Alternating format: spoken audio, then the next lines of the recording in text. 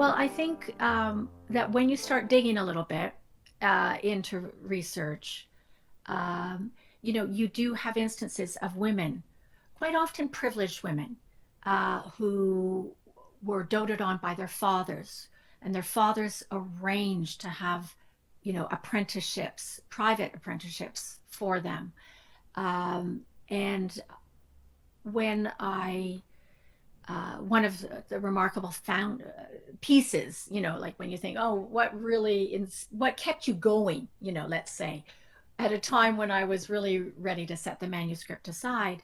And I was given by my husband 5 tomes, huge books, by a world authority on Michelangelo. And took me a while to get back into it.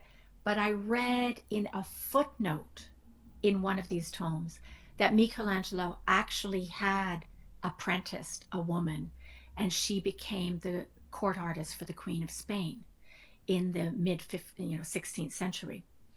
And some of the galleries now, at the Uffizi, they are showing some work by women.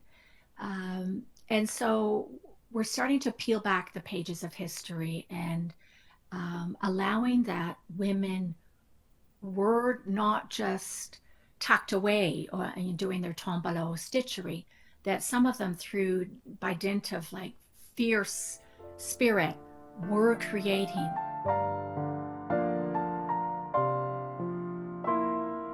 Well, so often after people have read my novel, maybe they love the writing. They come away and are amazed at how much they learned. So these are people who've traveled many times to Italy.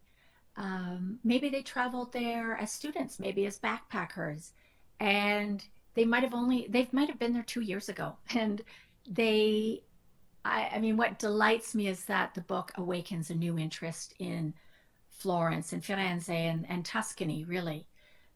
Because, Lisa Gherardini, the Mona Lisa, actually, her family is from Chianti outside of Florence. And then they moved because of wars and rivalries. They moved into Florence. So the novel is set in Florence, the walled city, but, I also do get into Tuscany, Hmm, the hmm. area and the countryside.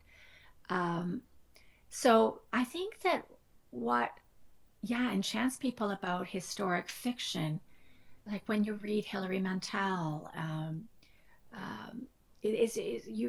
you're learning, in that case, Wolf Hall, you're learning so much about Thomas More. In my case, yeah, you might have had an inkling about Michelangelo and Leonardo, and like frankly, 8 to 10 million people go to the Louvre every year to stare at Mona Lisa, but they don't know anything Exactly. about her. It's never been Exactly. really written. And so they're delighted by the takeaway. And that's also, I think, why people like to share the book.